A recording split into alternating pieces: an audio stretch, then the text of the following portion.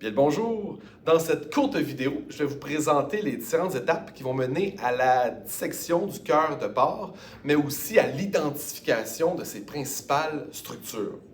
D'ailleurs, je vous invite à suivre la vidéo tout en regardant votre protocole pour être capable de faire le lien justement entre les différentes étapes visuelles et celles qui sont inscrites dans le protocole.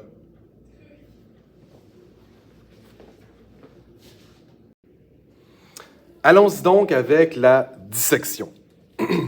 Dans un premier temps, c'est important, avant même de commencer à faire des incisions à l'intérieur de notre cœur, c'est important d'observer sa structure externe. Et il y a beaucoup de choses à voir.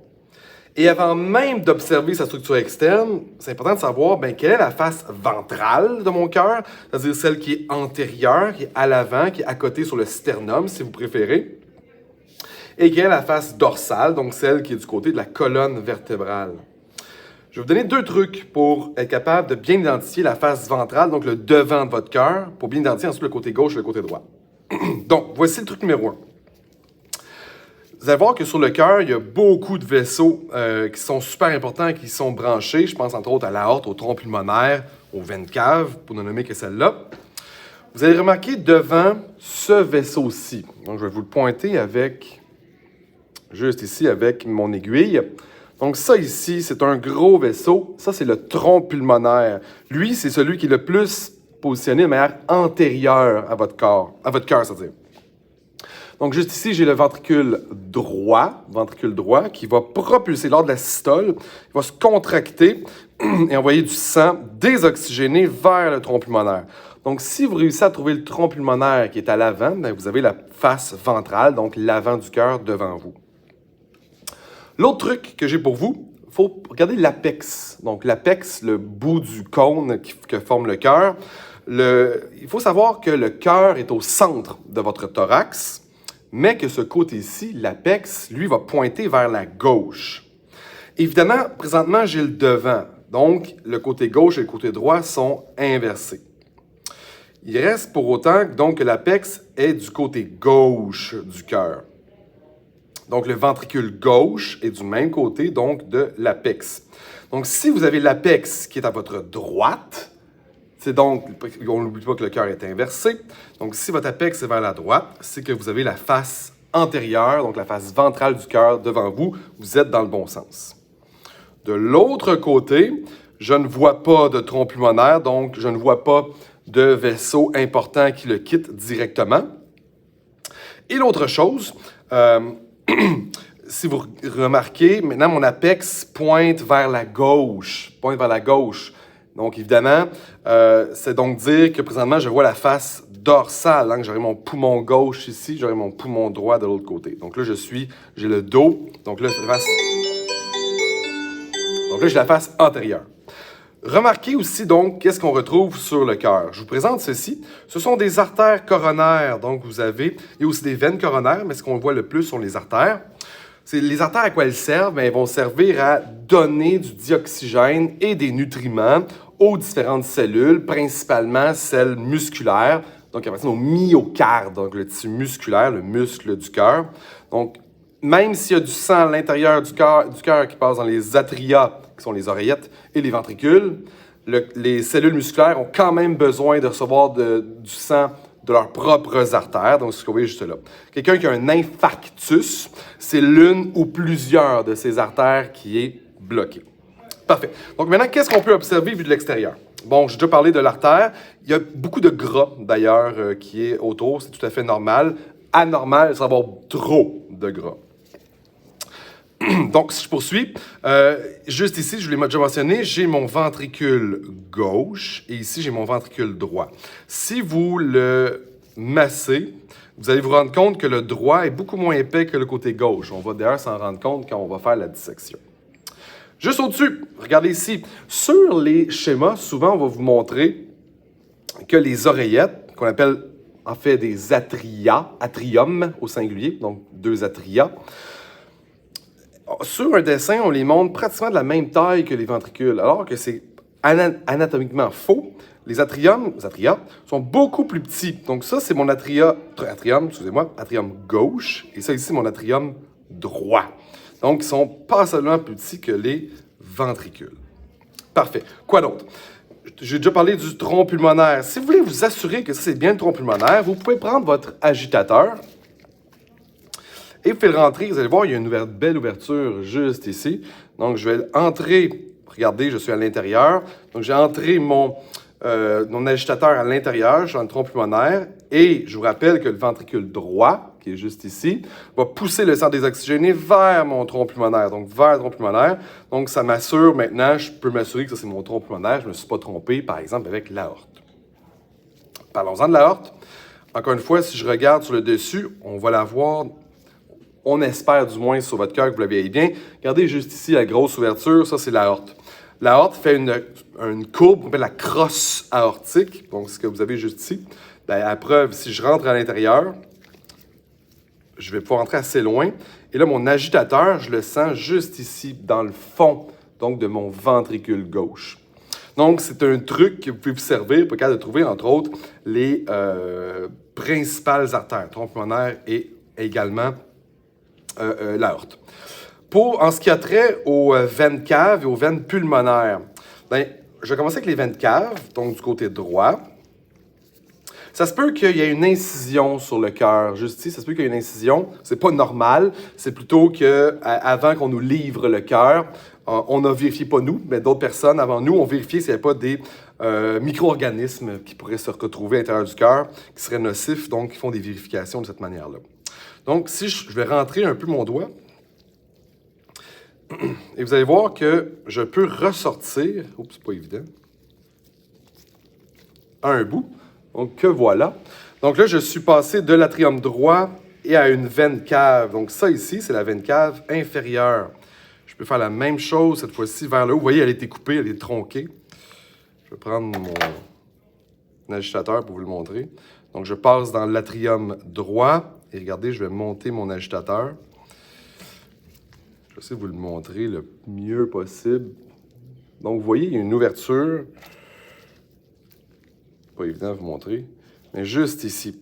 Ça, c'est l'ouverture de la veine cave supérieure. Vous allez remarquer que les parois des veines sont beaucoup plus minces que celles des artères. Pourquoi? Bien, entre autres, parce qu'il y a une couche musculaire beaucoup plus importante dans les artères que dans les veines. Je pourrais faire la même chose avec le côté gauche, mais je vais attendre un tout petit peu pour vous le montrer quand je vais faire l'incision. Donc, une fois que j'ai bien, j'ai ma face ventrale, j'ai observé les différents vaisseaux qui s'y trouvent, j'ai trouvé les deux atria, les deux ventricules, je peux procéder avec la première incision. Pour faire la première incision, on va servir du scalpel. N'oubliez pas, quand on sert du scalpel, on appuie la base du scalpel dans notre paume et on referme la main par-dessus pour éviter que ça glisse. Pour la première coupe, ce qu'on va faire, c'est que je vais essayer d'y aller parallèlement, donc ma coupe parallèlement à l'artère interventriculaire. Donc, excusez-moi, l'artère interventriculaire antérieure, donc qui est juste ici, donc c'est une des principales artères coronaires du cœur. Donc, je vais faire mon incision pour être à peu près parallèle et vis-à-vis important mon atrium. Donc, j'y vais. Vous allez voir, le myocarde est quand même assez épais, donc il faut aller assez loin. Donc, une fois que j'ai fait mon incision, je pourrais couper un peu plus pour voir l'intérieur. J'aurais pu également y aller avec le ciseau. Donc, vous voyez, j'ai déjà donc ouvert juste ici. Je vais vous montrer un peu mieux. Donc, j'ai ouvert, on voit l'intérieur ici du ventricule. Mais ce n'est pas terminé. Je vais couper maintenant de mon ventricule jusqu'à mon atrium gauche, donc à l'intérieur de mon atrium gauche, et je vais me servir de mon ciseau droit.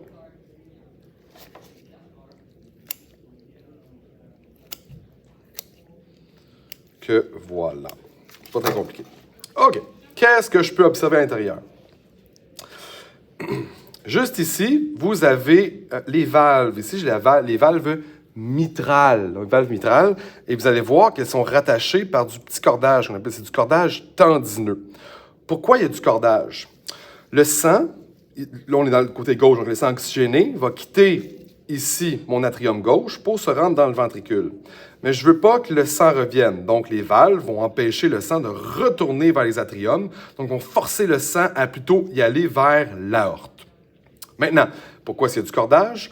Bien, lorsqu'on a la systole, c'est-à-dire qu'on a la contraction ventriculaire, donc la systole ventriculaire, c'est gorgé de sang, la pression devient beaucoup plus élevée dans le ventricule que dans l'atrium. Tellement que s'il n'y avait pas de cordage, même les valves, ils feraient une espèce de flexion, ils retourneraient vers, donc ils se retourneraient, on appelle ça un prolapsus, donc ils retourneraient vers l'atrium et le sang pourrait repasser, donc passer du ventricule à l'atrium, c'est pas souhaitable. Donc le cordage va tirer sur les valves pour s'assurer qu'elles restent bien fermées et que le sang quitte vers l'aorte et non pas qu'il quitte vers l'atrium. Donc, encore une fois, on voit la distinction entre le ventricule et l'atrium. Je vais aussi attirer votre attention, vous allez voir, je ne sais pas si vous allez voir adéquatement, on voit quand même bien. Ici, je ne sais pas si vous voyez des espèces de structures un peu faites un peu comme des fractales. Il y a des espèces de motifs un peu alvéolaires. Ce que c'est ça, ce sont des trabécules charnus. Les trabécules charnus, on a découvert, je dis on, pas moi, mais on a découvert récemment qu'ils vont permettre au cœur d'être plus efficace. Donc, ils vont s'assurer que le sang va circuler de manière plus adéquate, donc pour se diriger vers l'aorte. On va avoir des trabécules aussi du côté droit, la même chose. En fait, ils font un peu le même rôle que les alvéoles qu'on trouve sur une balle de golf. Des espèces de bosses, que oui, c'est une balle de golf, qui vont servir à diminuer la friction de l'air. L'air s'insère dans les alvéoles, ça fait des espèces de petits tourbillons qui vont faire que ma balle de golf va être moins résistée à l'air, donc subir moins de friction, donc moins ralentir. Bien, le sang, c'est la même chose. On ne veut pas qu'il y ait trop de friction, donc on veut que le cœur soit efficace. Donc, on veut que le sang s'en aille vers l'aorte. Parfait. Donc, vous avez vos différentes observations à faire. Je m'en vais maintenant du côté droit. Je reviendrai du côté gauche un peu plus tard. Je vais aller du côté droit maintenant. Attention au côté droit, pour faire l'incision, assurez-vous d'être vis-à-vis votre atrium. Donc, j'ai ventricule droit, je suis sur le côté du cœur et j'ai mon atrium droit ici. Fait que je vais faire ma coupe plus sur le côté. Même chose, je vais perforer, donc inciser mon ventricule. Dans le ventricule droit cette fois-ci. Vous allez remarquer, je vais vous le montrer, regardez ici, ça c'est du muscle, donc c'est le myocarde. Regardez l'épaisseur du myocarde ici versus l'autre côté. Donc du côté gauche, c'est beaucoup plus épais que le côté droit. Pour quelle raison? Ça va être à vous de me le mentionner. Donc, une fois que j'ai fait ma coupe, je vais aller couper jusque dans l'atrium. Donc, je peux finir, je vais essayer de ne pas trop couper dans mes valves, pour bien vous les montrer. Donc, je suis du côté droit cette fois-ci. Vous voyez, donc, encore une fois, j'ai des valves et du cordage tendineux. Donc, juste ici, j'ai mon atrium et en bas, j'ai mon ventricule droit. Et donc, mon ventricule droit va ensuite, le sang désoxygéné, donc arrive dans l'atrium, va se rendre vers le ventricule droit et le ventricule droit va le pomper vers le tronc pulmonaire. D'ailleurs, je peux prendre mon doigt à l'intérieur de mon ventricule. Oups. Et je vais, peut-être pas assez long, je vais prendre mon agitateur. Donc, regardez bien, je suis dans le ventricule droit. Je vais faire attention à mes valves.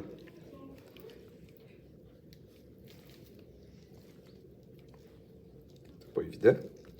Voilà. Regardez. Donc, je suis dans le ventricule droit et regardez maintenant où se trouve mon agitateur. Donc, se trouve dans le tronc pulmonaire. Donc, avec ça, ça devient aussi plus facile de l'identifier. Du côté droit toujours, je vais avoir mes veines caves, donc qui sont branchées, qui sont liées à mon atrium droit. Donc, si je recherche, vous allez voir encore une fois, tantôt je l'ai montré, malheureusement, la veine cave, elle est coupée ici. Ça c'est pas normal. Donc, c'est une incision qui a été faite avant. Mais regardez quand même, mon doigt va être capable de pénétrer, donc ce qu'on appelle ici la veine cave supérieure.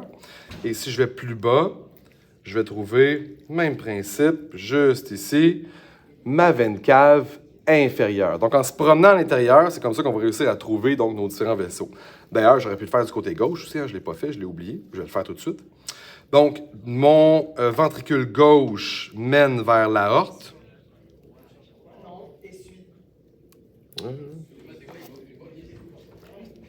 Voilà. Donc, vous voyez, je ressors par...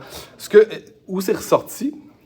c'est une des ouvertures de l'aorte. Évidemment, l'aorte fait une crosse, donc une courbure, mais on veut aussi que le sang se rende vers le haut, donc il y a des ouvertures sur l'aorte qui mènent à des artères qui vont mener, entre autres, vers la tête.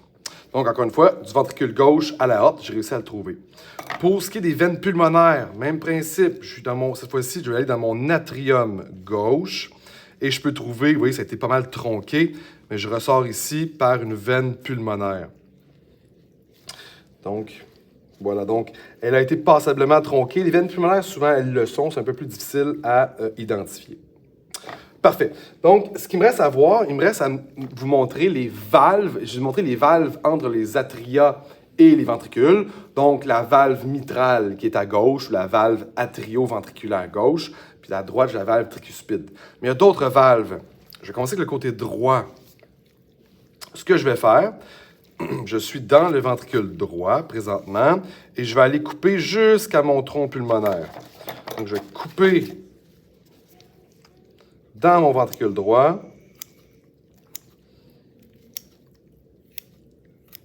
et je vais me rendre, voilà, jusque dans mon tronc pulmonaire. Donc, on peut voir assez aisément. Donc, ici, c'est mon ventricule droit. Je vais montrer le plus clair possible. Ça, ici, c'est mon ventricule droit. Et là, vous voyez le changement de couleur. Je suis maintenant dans mon tronc pulmonaire. Donc, le sang désoxygéné s'en va vers les poumons. Ce qui est à observer, regardez ici, les espèces de valves en forme de demi-lune. En fait, c'est en forme de S. D'ailleurs, on les appelle les valves sigmoïdes. Ils sont un peu en forme de S, avec un peu d'imagination. Donc, il y en a une, deux, il y en a une troisième. Évidemment, il a fallu que je coupe. C'est tridimensionnel, c'était refermé. J'ai donc 3 valves juste là, donc qui empêchent le sang de quitter le tronc pulmonaire puis revenir au ventricule droit. Je vais avoir la même chose du côté gauche. Donc, je vais couper de mon ventricule gauche jusqu'à mon aorte. Je vais vous montrer le tout.